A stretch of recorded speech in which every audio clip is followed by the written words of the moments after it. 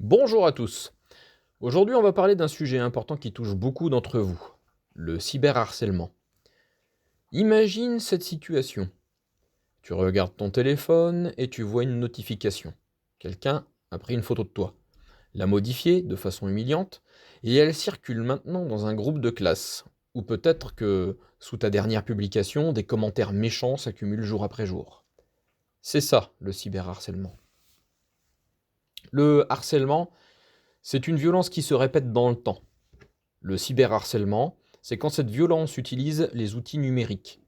Téléphone, réseaux sociaux, jeux en ligne, messagerie. Parfois, c'est la suite d'un harcèlement qui commence au collège, d'autres fois ça commence directement en ligne. Le cyberharcèlement peut prendre différentes formes.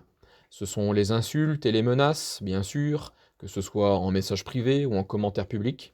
Mais c'est aussi la diffusion de rumeurs, quand quelqu'un invente ou partage des informations fausses pour nuire à ta réputation. C'est aussi l'usurpation d'identité. Quelqu'un crée un faux compte à ton nom pour publier des choses embarrassantes, ou encore l'exclusion volontaire d'un groupe de discussion ou d'un jeu en ligne. Une forme particulièrement grave, c'est le partage de contenu privé sans accord. Par exemple, quelqu'un qui diffuse une photo ou une vidéo de toi que tu lui as envoyée en privé. C'est non seulement blessant, mais c'est aussi illégal. Il y a aussi le happy slapping, qui consiste à filmer une agression physique pour la diffuser, ou le doxing, quand quelqu'un révèle publiquement des informations personnelles comme ton adresse ou ton numéro de téléphone. Pourquoi le cyberharcèlement est particulièrement dévastateur? Parce que le public est immense. Une publication peut être vue par des centaines de personnes en quelques minutes. Ensuite, il n'y a pas de refuge. Le harcèlement te suit partout, même chez toi, sur ton téléphone, et ce qui est publié sur Internet reste très difficile à effacer complètement. Certains harceleurs se sentent protégés par l'anonymat d'un écran, ce qui peut les rendre plus cruels encore. Mais ils laissent toujours des traces numériques, ne l'oubliez pas. L'impact peut être très lourd. Sentiment de honte, isolement, anxiété, perte de confiance en soi, peur d'aller au collège. C'est pourquoi il est essentiel de savoir comment réagir. Avant tout, sachez que le cyberharcèlement est puni par la loi en France. Ce n'est pas un jeu. Selon les actes, les sanctions peuvent être des amendes, des peines de prison, même pour les mineurs, et l'obligation de dédommager la victime. Les parents peuvent être tenus responsables civilement pour leur enfant mineur. Et, attention, même juste partager un contenu de harcèlement peut être sanctionné. Si tu es victime, voici les bons réflexes à avoir. Premièrement, ne réponds pas aux messages. C'est souvent tentant de se défendre, mais ça peut empirer la situation et donner au harceleur exactement ce qu'il cherche, une réaction. Deuxièmement, garde toutes les preuves. Fais des captures d'écran, des messages, des publications, des profils. C'est essentiel pour la suite. Ensuite, bloque les personnes qui te harcèlent sur toutes les plateformes où c'est possible. Signale les contenus problématiques en utilisant les boutons signaler disponibles sur presque tous les réseaux sociaux et jeux en ligne. Et surtout, parle-en. C'est vraiment la clé. Ne reste pas seul face à ce problème. Parle à un adulte de confiance. Tes parents, un ami, un CPE, un prof, l'infirmière scolaire, un psychologue de l'éducation nationale ou les élèves ambassadeurs phares de l'établissement.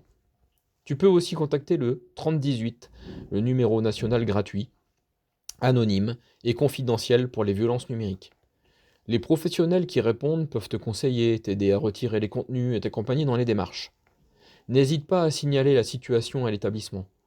Le collège a l'obligation d'agir face à une situation de harcèlement, même si ça se passe en ligne. Dans les cas graves, avec l'aide de tes parents, tu peux porter plainte à la police ou à la gendarmerie. Si tu es témoin, tu as aussi un rôle important à jouer. Ne rien faire, c'est laisser faire. Ne like pas, ne partage pas, ne commente pas pour te moquer. Refuse de rire des publications humiliantes. Soutiens la victime. Un simple message privé comme «Je vois ce qui se passe, ce n'est pas normal, je suis là si tu veux en parler» peut faire une énorme différence. Aide à signaler les contenus problématiques. Tu peux le faire toi-même, même si tu n'es pas directement concerné. Et n'hésite pas à alerter un adulte si tu vois qu'une personne est ciblée. En résumé, la loi française est claire. Depuis juillet 2023, l'âge minimum pour s'inscrire seul sur les réseaux sociaux est de 15 ans. Si tu as moins de cet âge, l'autorisation d'au moins un de tes parents est obligatoire. Cette règle n'est pas là pour t'embêter, mais bien pour te protéger des nombreux dangers qui peuvent exister en ligne. Alors, avant de créer un compte, vérifie ton âge et parle-en avec tes parents. C'est une étape simple mais essentielle pour naviguer sur Internet en toute sécurité. Pour prévenir le cyberharcèlement, voici quelques conseils importants. Réfléchis avant de publier. Comme on dit, tourne 7 fois tes doigts avant de poster. Demande-toi, est-ce que ça pourrait blesser quelqu'un? Est-ce que j'aimerais qu'on publie ça sur moi? Protège tes comptes avec des mots de passe solides et ne les partage jamais, même avec tes amis proches. Active la validation en 2 étapes quand c'est possible. Gère ta vie privée en vérifiant régulièrement les paramètres de confidentialité sur tes réseaux. Qui peut voir tes publications, tes stories, tes informations personnelles? Fais attention aux informations personnelles que tu partages en ligne. Ton numéro de téléphone, ton adresse ne sont pas des informations à diffuser publiquement. Applique en ligne les mêmes règles de savoir-vivre que dans la vie. Politesse, respect, bienveillance. Et n'oublie pas la force du collectif. Ensemble, vous pouvez créer une culture bienveillante. En ligne, dans votre classe et dans tout le collège. Refusez collectivement les discours de haine ou de moquerie. Utilisez les réseaux sociaux pour des choses positives, comme partager des informations utiles ou vous entraider. Pour conclure, le cyberharcèlement n'est pas une fatalité. Nous pouvons tous agir contre. Chacun est responsable de ce qu'il dit et fait en ligne. Si vous êtes victime ou témoin, n'hésite pas à utiliser les ressources disponibles, le 3018, les adultes de l'établissement, les élèves ambassadeurs phares. Ensemble, nous pouvons faire d'Internet un espace plus sûr et plus respectueux pour tous. Merci pour votre attention.